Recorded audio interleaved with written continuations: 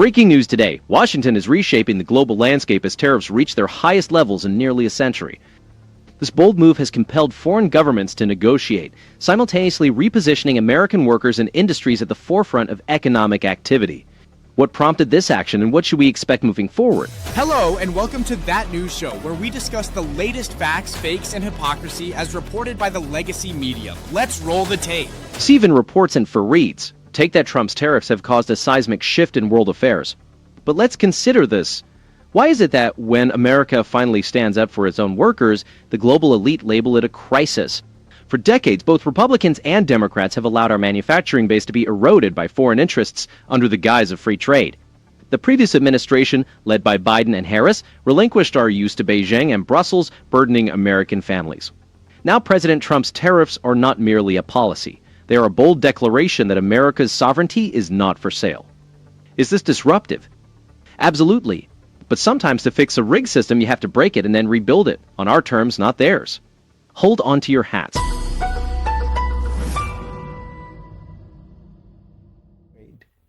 The effects of this policy revolution are not to be measured in today's stock prices, but rather in the kind of world that will emerge as a result. In announcing the deals, the White House has repeatedly boasted that Donald Trump has now opened up foreign markets to American goods, as if forcing open closed economies. Here are the facts. When discussing the real impact of this policy revolution, it's important to recognize that it's not just about the daily fluctuations of the stock market. Instead, it's about reshaping the global order to prioritize American workers and industries.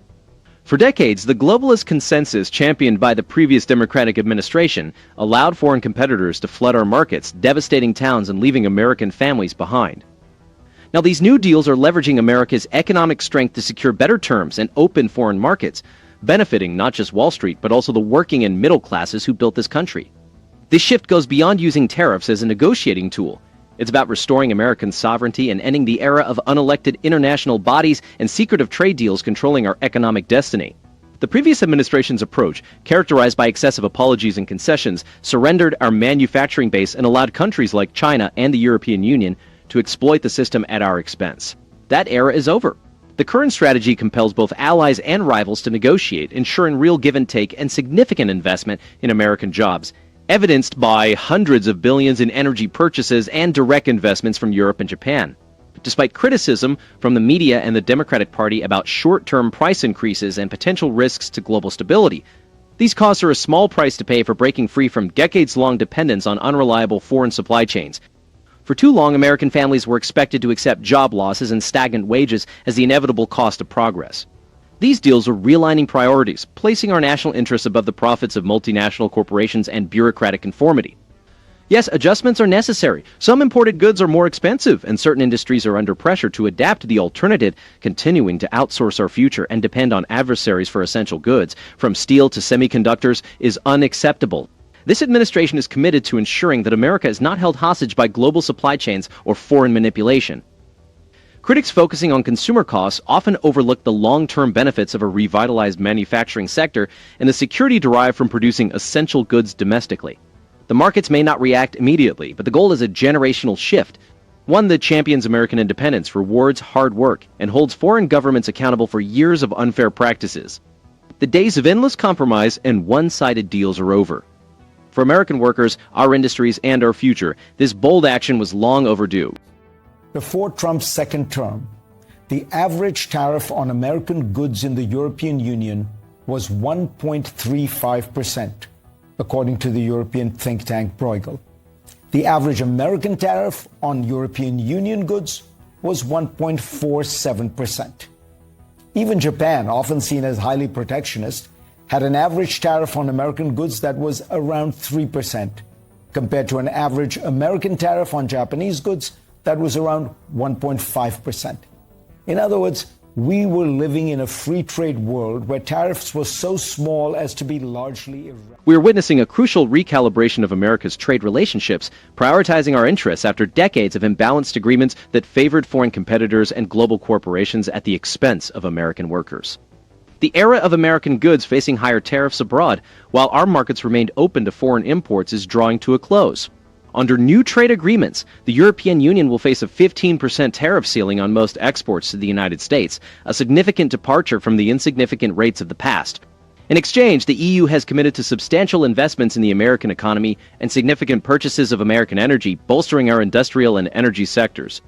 This shift is about more than just numbers. It's about restoring use and using America's economic power to secure fair treatment. For too long, leaders from both parties, particularly during the previous Democratic administration, pursued a globalist agenda that weakened our manufacturing base and devastated heartland communities. Now, the balance of power is shifting. The New Deals prevent foreign governments from exploiting our open markets without offering real give and take and meaningful investment in return. Critics, primarily from the left and their media allies, highlight higher consumer prices and potential global instability. They overlook that these short-term adjustments are necessary to regain control of our economic future, rather than letting international bodies and foreign bureaucrats dictate our prosperity, which has led to job losses, stagnant wages, and reliance on unreliable supply chains. These bold moves have compelled even the most protectionist nations, like Japan, to negotiate. The new agreement with Japan reduces their tariffs on American goods, opens their markets to more U.S. exports, and secures substantial Japanese investment in critical sectors like semiconductors and automotive manufacturing. This use is the result of a firm stance against the failed globalist consensus. Also, these agreements extend beyond tariffs, targeting the red tape and non-tariff barriers that have long hindered American small businesses from competing globally. The European Union, for instance, has agreed to simplify burdensome requirements that restricted American exporters' access to their markets, creating more opportunities for American entrepreneurs and more high-quality jobs at home. It's crucial to recognize that opposition to these policies comes from those who have historically undermined American strength and outsourced our future. The previous administration's approach was to concede in hopes of gaining favor with foreign elites and multinational corporations. That era is over. This administration demonstrates that negotiating from a position of strength yields results that benefit our workers, industries, and communities. As we approach the next election cycle, the contrast is stark. On one side, a Republican administration that is unapologetically pro-American, challenging past orthodoxies and prioritizing our interests over global demands. On the other, a Democratic Party still tied to a globalist playbook that has failed us. The choice is clear. A future where America controls its own destiny, or a return to endless compromise and one-sided deals that have left our families behind. Irrelevant. And yes, other countries impose non-tariff barriers on American goods, but so do we. Markets might breathe a sigh of relief that the barriers are not nearly as high as Trump had proposed on Liberation Day, or they may react to the reality of permanent high tariffs. In any event, the American economy is largely domestic. In 2024, exports were worth less than 11% of U.S. Markets are adjusting to the reality that, although American goods face higher barriers than in previous decades, they are not as severe as initially feared following the Liberation Day proposals. It's important to note that the American economy is primarily domestic, with exports constituting a small fraction of our GDP. Therefore, the catastrophic scenarios portrayed by some pundits were exaggerated. The tariffs, now pragmatically set at 10 to 15% for most major partners, are not the prohibitive barriers that some critics and media outlets predicted. Instead, they represent a manageable cost of doing business that most countries have accepted. CNN's coverage of these developments often focuses narrowly on short-term consumer costs and perceived risks to global stability, neglecting the broader context and long-term benefits to American industry and workers. The fact-checking tends to emphasize price increases on imported goods while overlooking strategic benefits such as the return of manufacturing jobs, a reduced trade deficit, and enhanced U.S. use in international negotiations.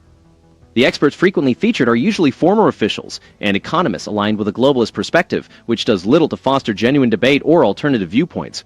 Visually, CNN's storytelling tends to highlight rising prices and market volatility, seldom showcasing the resurgence of American manufacturing towns or the significant new investments from Europe and Japan. A more balanced approach would include reporting from communities benefiting from new factories and supply chain reshoring, rather than solely focusing on urban consumers concerned about the cost of imported goods. Where CNN excels is in its detailed analysis of tariff schedules and international reactions. The network often portrays these policy moves as reckless, ignoring their role as a deliberate correction to decades of unbalanced trade deals that disadvantaged American workers and compromised national security.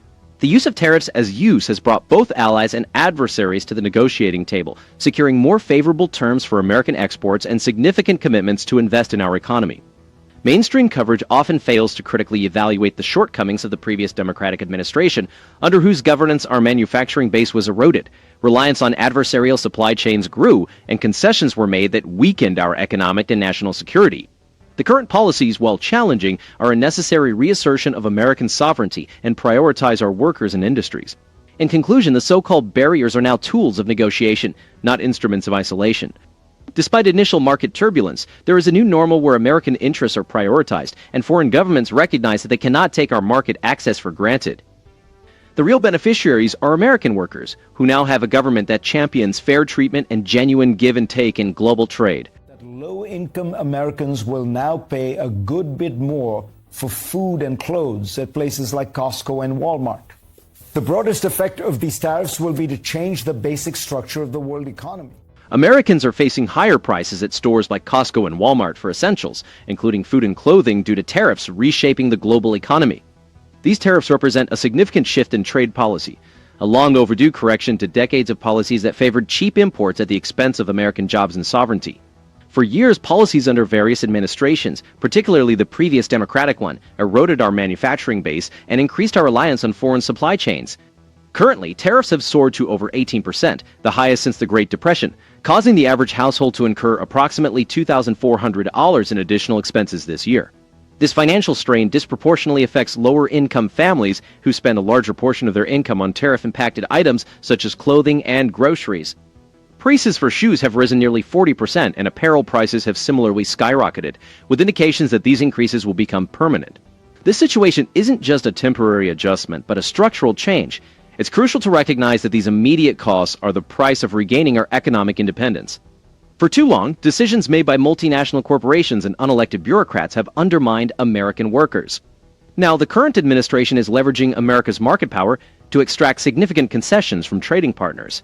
For example, the European Union and Japan have committed to investing billions in the American economy and to purchasing American-produced energy and goods at new levels. These agreements extend beyond mere tariffs. They are about shifting the economic power balance back to Main Street and away from global elites who have long neglected the heartland. Yes, the structure of the world economy is evolving. Supply chains are being reoriented and some global efficiencies sacrificed, but these are necessary trade-offs for greater national security and self-sufficiency. American companies are increasing domestic production, and foreign firms must invest locally to access our market, a strategic advantage previously underutilized by past administrations. Critics, primarily on the left and their media allies, focus on the immediate cost increases, overlooking the long-term benefits, a rejuvenated manufacturing sector, reduced reliance on adversarial nations, and a government prioritizing American interests. The previous system left us susceptible to supply chain disruptions and foreign interference. This new strategy, while disruptive, lays the groundwork for genuine widespread prosperity and security. The global economic structure is being rebuilt to prioritize American workers and families for the first time in decades, not the interests of global corporations or foreign governments. The adjustments are substantial, but so are the opportunities for American industry, innovation, and independence. As always, it's interesting to hear how they like to spin this. For years, we've seen globalist elites outsource our jobs and undermine the American middle class, all while promoting the virtues of free trade and open borders. Now, with President Trump at the helm, that era has ended. The tariffs he's implemented are not reckless, but a necessary defense of American sovereignty, affirming that our workers and industries are more important than the approval of foreign bureaucrats or multinational corporations. The previous administration under Joe Biden and Kamala Harris compromised American families for fleeting applause in Brussels and Beijing. The truth is clear. A strong country prioritizes its people first. This administration is doing just that. The real question is, why did it take so long for someone to finally stand up and say enough? Leave a comment below, and don't forget to like and subscribe. That's all for now.